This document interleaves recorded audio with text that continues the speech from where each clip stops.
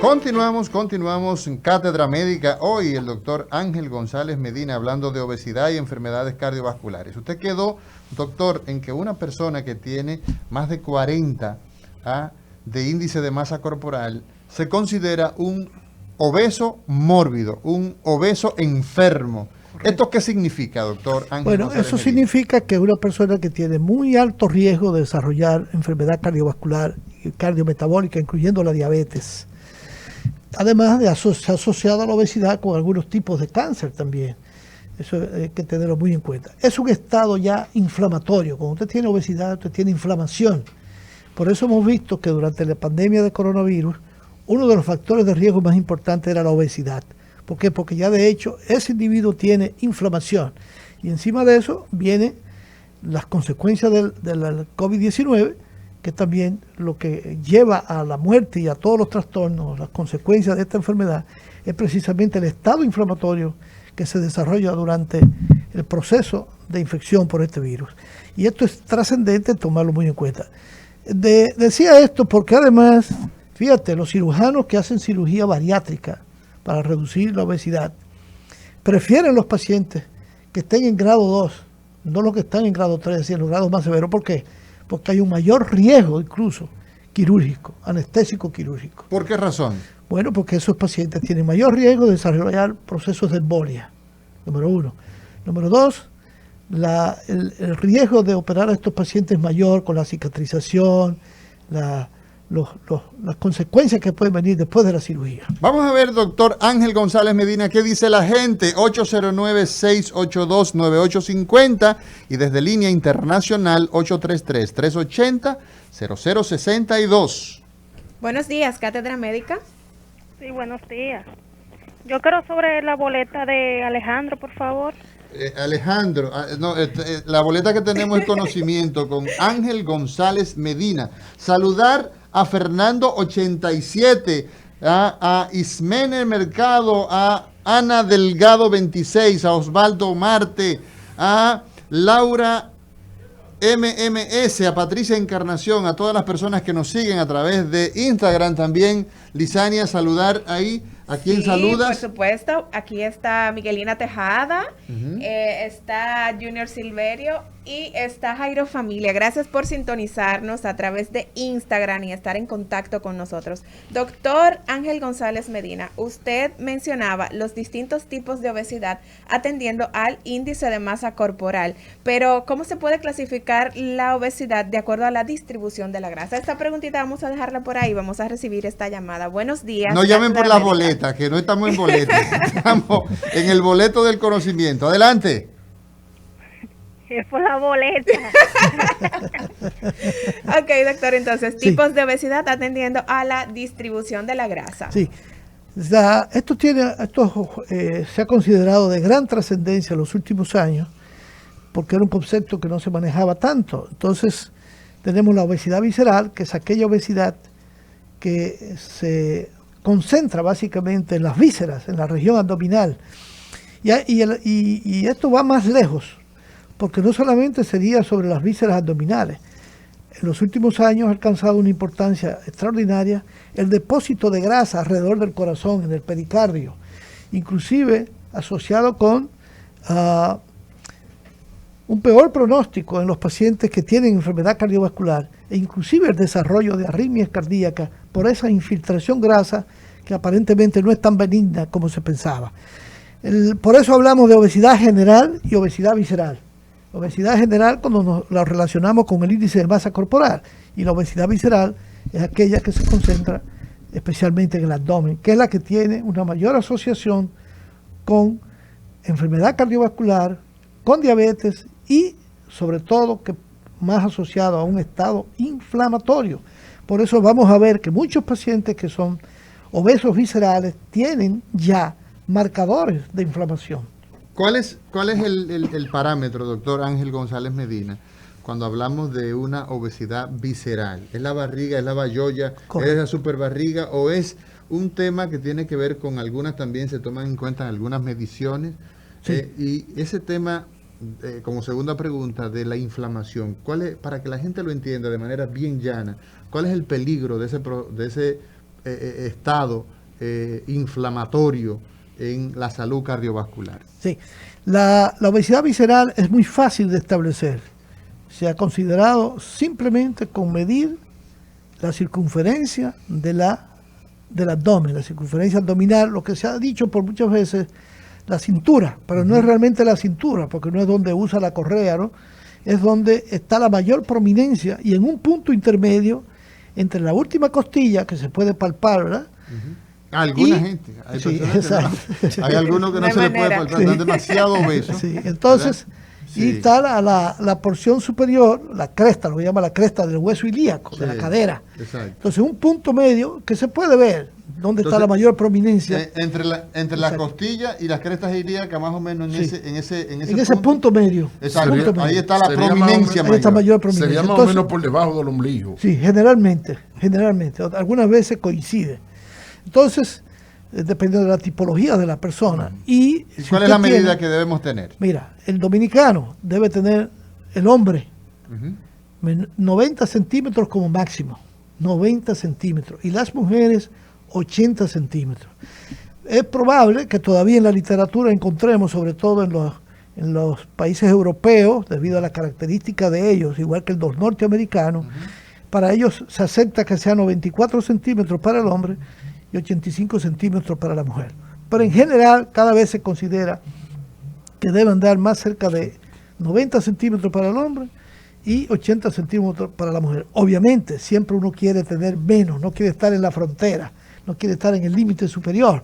Entonces, eso es una lucha que uno mismo, yo que lo hago, que me mido cada cierto tiempo para ver dónde estoy y luchar por estar por debajo de 90, aunque me vea más delgado. Eso es una garantía porque es que la grasa se acumula sobre todo en el hígado. Esta grasa que se acumula en los adipocitos, en las células grasas y en el hígado, lo que genera es precisamente, y de eso podemos hablar posteriormente, una serie de alteraciones que comienza precisamente con la liberación de sustancias proinflamatorias.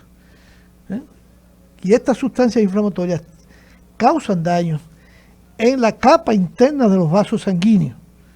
Y esto lleva a una alteración de la función de esa capa interna que es el endotelio, que cuando se afecta a nivel muscular y a nivel de otros órganos, entonces comienza a tener sobre todo resistencia a la insulina.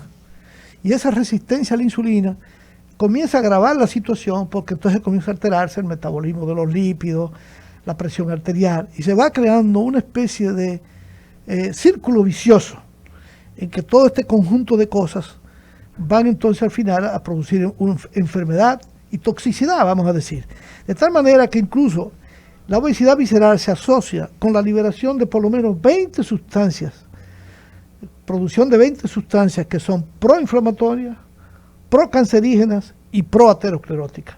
Hay aumento de la leptina, aumento de la interleucina 1 y 6, aumento del fibrinógeno, aumento de sustancias que son proaterogénicas, protrombóticas, proinflamatorias. O sea, cuando usted dice protrombótica, es que favorecen la formación de trombos, de coágulos, y eso entonces puede tapar las arterias, arterias pequeñitas como las arterias que van hacia el corazón, hacia el cerebro. O sea, el estado de obesidad en sí mismo, el estar gordo, sobre todo en niveles ya grado 3, que es ese que grado está... 2 en adelante, ya hay mucho riesgo. Exacto. Es una condición que puede favorecer entonces la producción de infartos cardíacos, infartos cerebrales, problemas a nivel de los riñones, problemas a nivel de la retina. O sea, tenemos toda una cantidad de... Del sistema musculoesquelético. A ver, ¿cómo es eso?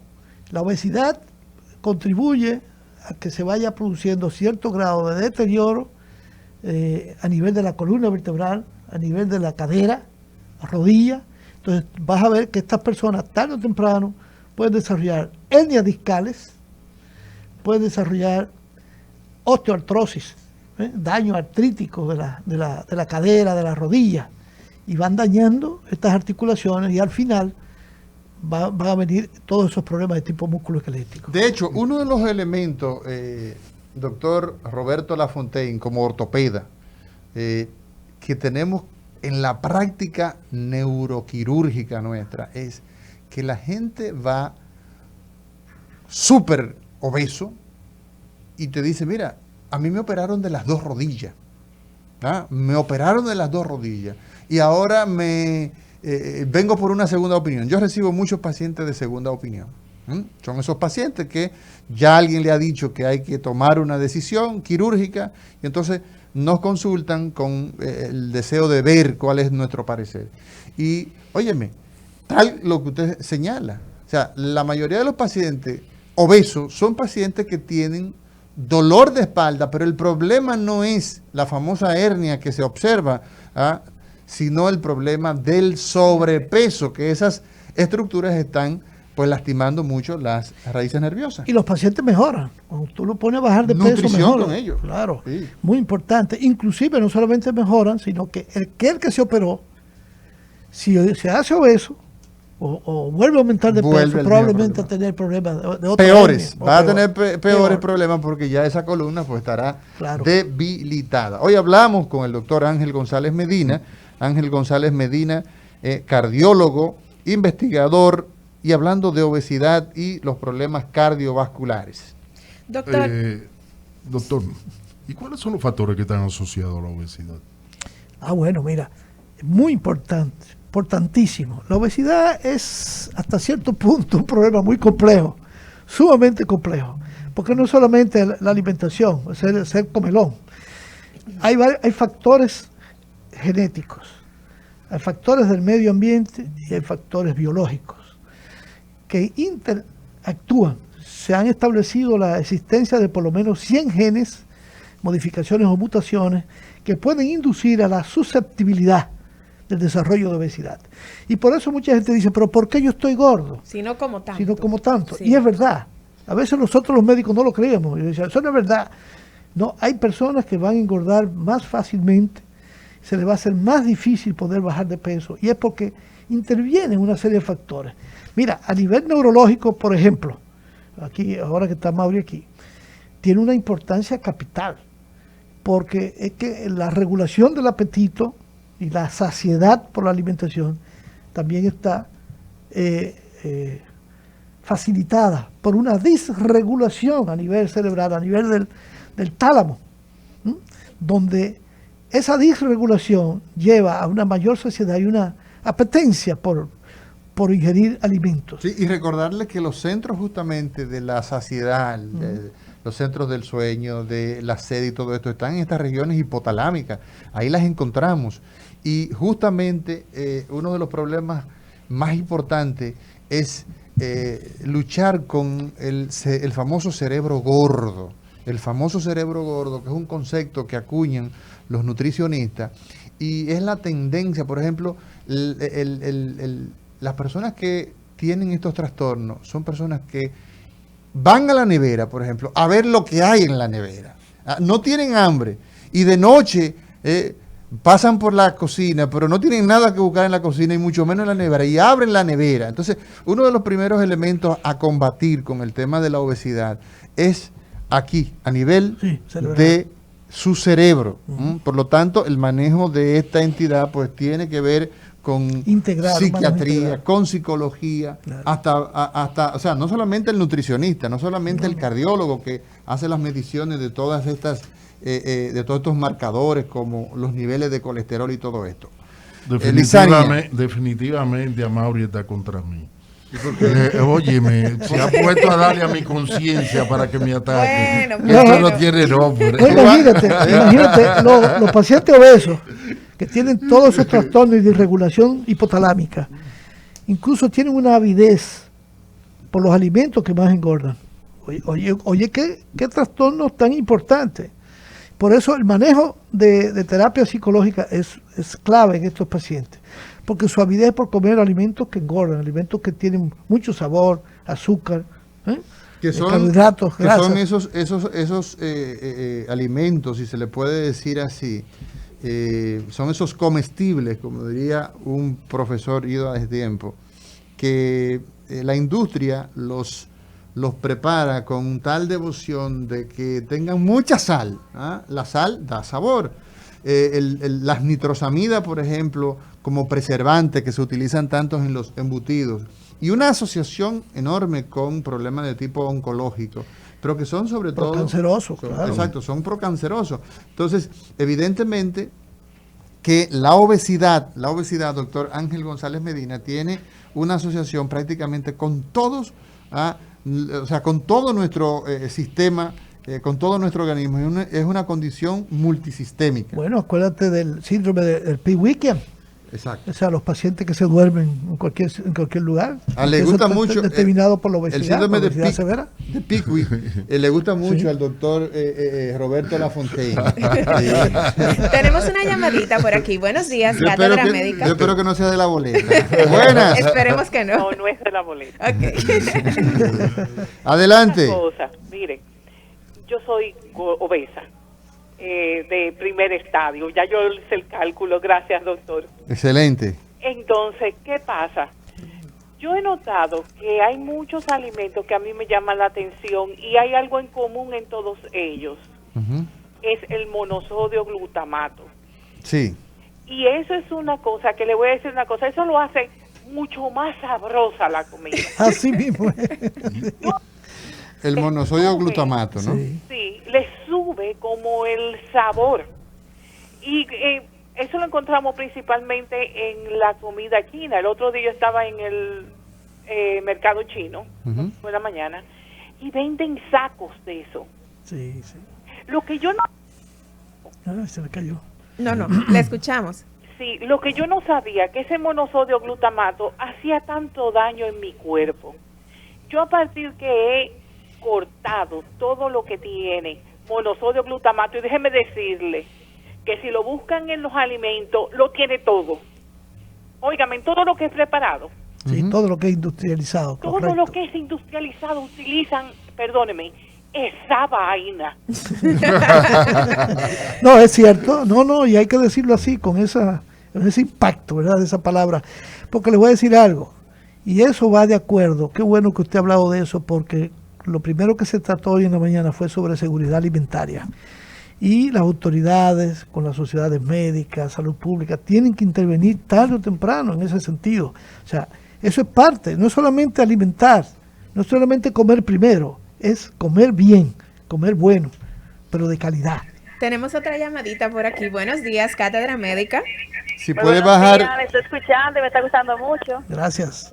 Siempre lo escucho cada día su programa. A veces no llamo, pero hoy me interesé porque el médico me gusta cómo explica muy bien. Sí, gracias. Mire, una señora de 52 años que su colesterol HDL dice que enzimático 52, 77 y 35, 50 y colesterol LDL 104, 60 y 155. ¿Cómo estoy entonces? Y pase buen día y gracias. Gracias a usted. Siempre, gracias a usted. No, yo veo que está bien porque tiene un buen nivel de colesterol HDL, que es el factor de protección, hasta cierto punto, ¿verdad? Ya yo había explicado una vez anterior que también existen las HDL disfuncionales, pero pienso que usted es una persona bastante sana.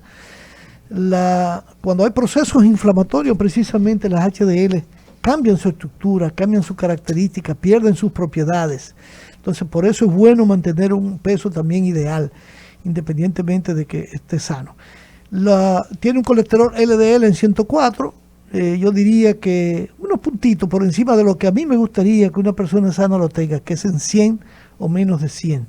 Pero la veo muy bien. Yo creo que si camina un poquito más, probablemente, y hace algunas adecuaciones, pues ese colesterol LDL sería más bajo, porque está demostrado, aunque se aceptan, de acuerdo a lo que usted ve en los laboratorios, valores que yo digo que para qué yo quiero tener un valor dentro de lo que se considera normal aparentemente, pero que no me protege, porque cuando más me protege que el colesterol LDL esté, mientras más bajo mejor. Si está en 70, maravilloso, o cerca de 70, porque se ha demostrado inclusive que los pacientes que están enfermos, que tienen lesiones en las arterias, especialmente las arterias coronarias, las carótidas, las arterias cerebrales, etcétera, cuando usted baja ese colesterol LDL por debajo de 70 o a niveles de 70 es cuando usted logra el mayor impacto clínico, la mayor reducción de probabilidad de tener un evento cardiovascular. Mayo Clinic, doctor Ángel González Medina, nos señala, tiene una plataforma sumamente interesante para la información, sobre todo dirigida hacia los pacientes. Y fíjese que señala que es un potenciador de sabor que se añade comúnmente en la comida china, como nos decía nuestra amiga que nos llamaba, a las verduras enlatadas, a la sopa, en todo esto. La FDA pues dice que es considerado como un ingrediente alimentario que generalmente se reconoce y entre comillas lo pone como seguro, pero ha sido muy controvertido esto y se ha asociado a un síntoma, a un complejo de síntomas de glutamato monosódico que incluye enrojecimiento, dolor de cabeza, sudoración, presión u opresión facial, entumecimiento, hormigueo, latidos cardíacos rápido, dolor de pecho, náusea, debilidad. Todo esto se ha asociado con esto del consumo de glutamato monosódico. Sí, por eso es que yo siempre le aconsejo a mis pacientes y lo que enseño en la universidad es que la gente tiene que alimentarse de alimentos frescos. Sí. Nada enlatado, nada en funda, guardado ahí, congelado. Si usted lo puede comprar y cocinarlo, pues yo creo que eso es mucho mejor que comer alimentos conservados o procesados que generalmente tienen sustancias que no nos favorecen para la salud. Y yo creo que ahí está, en gran parte, esa es mi creencia, del desarrollo de cáncer y de enfermedad en la mayoría de la población. De forma seria debo decir que ese artículo finalmente establece que los investigadores no han encontrado unas pruebas definitivas entre la relación de esto y el glutamato monosódico, pero hay mucha controversia en relación a eso. Vamos a ver qué dice la gente. Buenas. Buen día, doctora Mauri, para todos en cabina. Gracias. Buenos días. Gracias. Adelante. Yo tengo una pregunta. En la droga gestatina, yo escuché a alguien decir, un médico, que cuando la persona tiene un colesterol bajo, por el uso de droga estatina, estas van a producir en el cerebro una baja de la mielina del cerebro, valga la redundancia, y va a producir entonces problemas de Alzheimer, problemas cerebrales de Parkinson. Entonces, ¿qué hay con eso, con el asunto de las drogas estatinas y el colesterol alto? Fíjese, hasta ahora no hay nada. Lo que se planteó en una ocasión, a propósito de unos resultados de un estudio, fue una disminución de la memoria. Sin embargo, usted sabe que la mayoría de esos pacientes eran pacientes de edad. Sí. Entonces, eso es lo que uno espera. Sí, creo que yo hablé la primera vez aquí de eso, de que incluso, fíjese, los estudios, más de 25.000 pacientes, se ha demostrado en un estudio que se hizo, dando no solamente estatinas, sino agregando sustancias más poderosas, como unos medicamentos que no han llegado al país todavía, conocidos como inhibidores de la PCSK9, que es una enzima que tiene que ver con la producción de un receptor que hay en el hígado para captar el colesterol.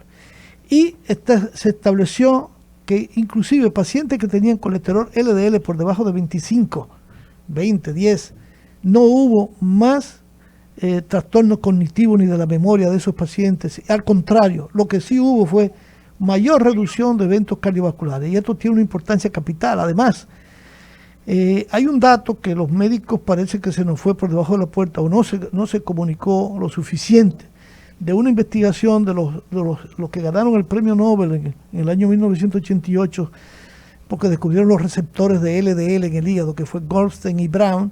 Demostraron un trabajo que presentaron en esa época, en el 2003, que el hígado tenía avidez por el colesterol LDL cuando este estaba en valores de 25 o más, y que por tanto, si veíamos la relación que cuando el hígado tenía la 10ª parte de ese colesterol que hay en plasma, que lo ideal era tener un colesterol LDL en 25.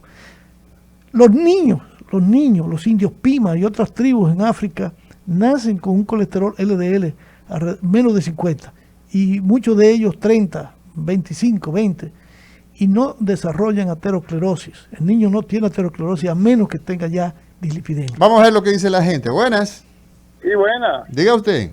Mire, yo en una ocasión, un médico cubano me dijo a mí de mucha confianza que aquí en la República Dominicana había un problema. Yo quisiera que el doctor me dé la respuesta en relación a lo que le voy a decir. Aquí a los alimentos, a un guineo maduro le tira un líquido, y ese guineo maduro en la tarde está maduro, la gente lo está comiendo. El carburo. Igual que a la fruta, a toda la fruta. Entonces él dice, ese es el crimen más grande, es un gran médico. Pero yo no me meto en eso porque los gobiernos en Latinoamérica se benefician de cosas así. Ya yo sé por dónde le andaba, como médico extranjero. Pero yo quisiera que el doctor me diga, ¿qué tan dañino es eso? Ese líquido que le tiran a la fruta. Inclusive él dice que tiene que ver con el corazón ese problema. Muchas gracias. Sí. Fíjense, bueno, no hay un conocimiento cabal, pero sí no es ideal. Yo creo que los productos hay que dejarlos que se maduren ellos por sí solos. Fíjense que cuando usted come un alimento que es madurado más se adelanta su proceso, y de manera artificial no sabe igual. Usted compra un mango en la carretera, un mango que ha sido madurado con carburo, no tiene el mismo sabor. Bueno, no tenemos estudio en el país y eso es interesante. Es una oportunidad. Que se pudiera hacer un estudio y ver qué alteraciones producen en sus alimentos. Por eso es tan importante la seguridad alimentaria. Yo, por ejemplo, en la carretera, difícilmente compre una cosa madura, que yo prefiero comprarla que esté verde y llevarla a mi casa. Y cuando le entras el diente, entonces se sabe claro. que no es la fruta en su modalidad natural. Tenemos que irnos a una pausa y cuando regresemos vamos a saludar a todas las personas que tenemos conectadas a través de nuestro Instagram personal. Señor director, disponga usted. Cátedra Médica, porque la salud merece respeto.